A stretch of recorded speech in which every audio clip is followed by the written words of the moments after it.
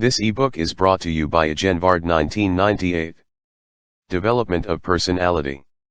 Jung believed that personality develops through a series of stages that culminate in individuation, or self-realization. In contrast to Freud, he emphasized the second half of life, the period after age 35 or 40, when a person has the opportunity to bring together the various aspects of personality and to attain self-realization. However, the opportunity for degeneration or rigid reactions is also present at that time. The psychological health of middle-aged people is related to their ability in achieving balance between the poles of the various opposing processes. This ability is proportional to the success achieved in journeying through the previous stages of life. Stages of development. Jung grouped the stages of life into 4 general periods: childhood, youth, middle life, and old age. He compared the trip through life to the journey of the sun through the sky, with the brightness of the sun representing consciousness. The early morning sun is childhood, full of potential, but still lacking in brilliance, consciousness. The morning sun is youth, climbing toward the zenith, but unaware of the impending decline. The early afternoon sun is middle life, brilliant like the late morning sun, but obviously headed for the sunset. The evening sun is old age, its once bright consciousness now markedly dimmed. Jung argued that values, ideals, and modes of behavior suitable for the morning of life are inappropriate for the second half, and that people must learn to find new meaning in their declining years of life. Childhood. Jung divided childhood into 3 sub-stages: 1. The anarchic, 2. The monarchic, and 3. The dualistic. The anarchic phase is characterized by chaotic and sporadic consciousness. Islands of consciousness may exist, but there is little or no connection among these islands. Experiences of the anarchic phase sometimes enter consciousness as primitive images, incapable of being accurately verbalized. The monarchic phase of childhood is characterized by the development of the ego and by the beginning of logical and verbal thinking. During this time, children see themselves objectively and often refer to themselves in the third person. The islands of consciousness become larger, more numerous, and inhabited by a primitive ego. Although the ego is perceived as an object, it is not yet aware of itself as perceiver. The ego as perceiver arises during the dualistic phase of childhood, when the ego is divided into the objective and subjective. Children now refer to themselves in the first person and are aware of their existence as separate individuals. During the dualistic period, the islands of consciousness become continuous land, inhabited by an ego complex that recognizes itself as both object and subject. Youth. The period from puberty until middle life is called youth. Young people strive to gain psychic and physical independence from their parents, find a mate, raise a family, and make a place in the world. According to Jung, youth is, or should be, a period of increased activity, maturing sexuality, growing consciousness, and recognition that the problem-free era of childhood is gone forever. The major difficulty facing youth is to overcome the natural tendency, found also in middle and later years, to cling to the narrow consciousness of childhood, thus avoiding problems pertinent to the present time of life. This desire to live in the past is called the conservative principle.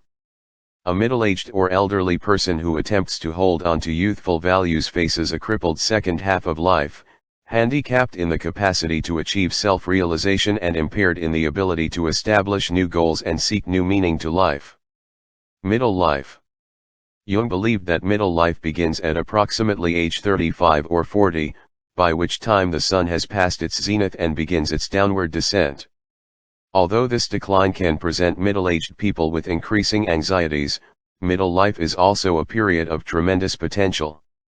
If middle-aged people retain the social and moral values of their early life, they become rigid and fanatical in trying to hold on to their physical attractiveness and agility.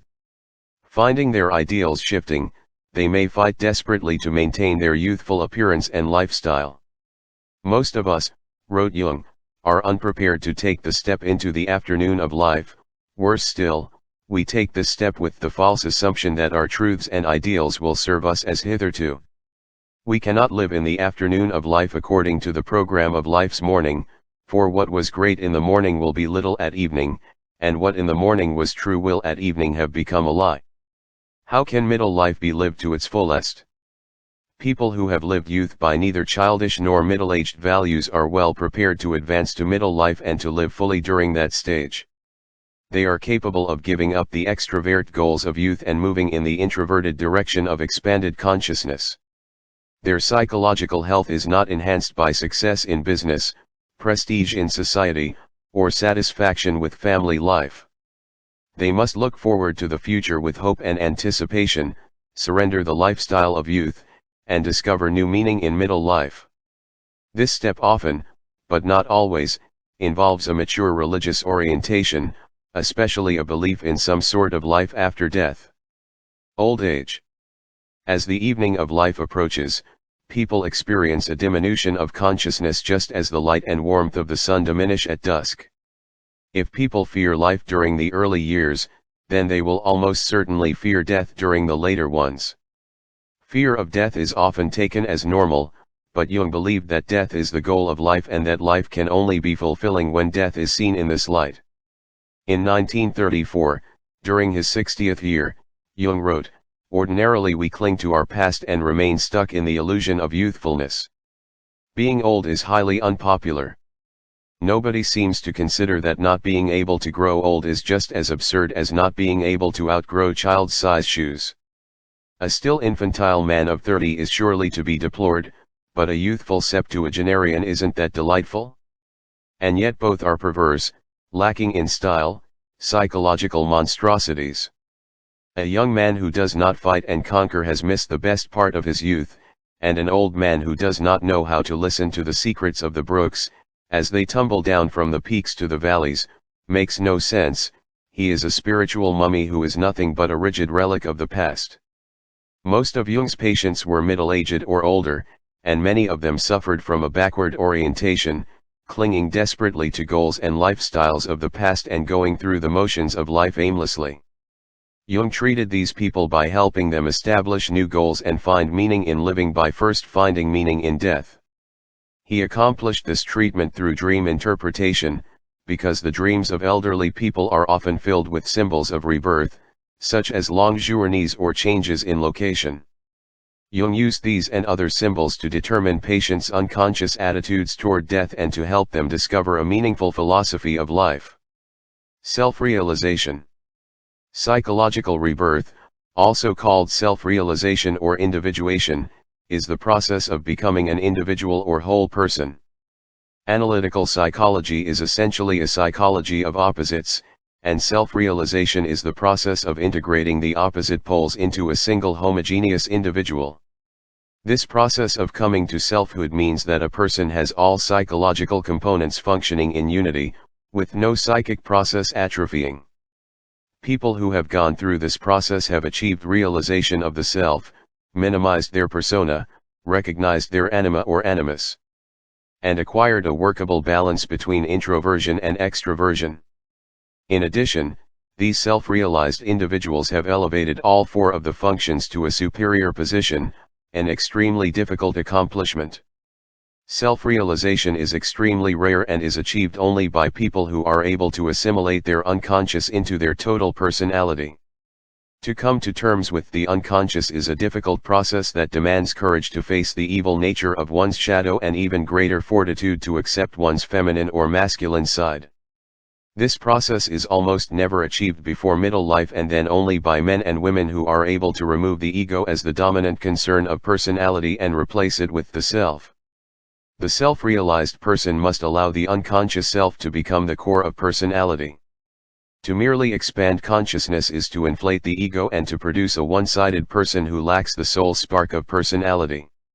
The self-realized person is dominated neither by unconscious processes nor by the conscious ego but achieves a balance between all aspects of personality. Self-realized people are able to contend with both their external and their internal worlds. Unlike psychologically disturbed individuals, they live in the real world and make necessary concessions to it. However, unlike average people, they are aware of the regressive process that leads to self-discovery. Seeing unconscious images as potential material for new psychic life, Self-realized people welcome these images as they appear in dreams and introspective reflections.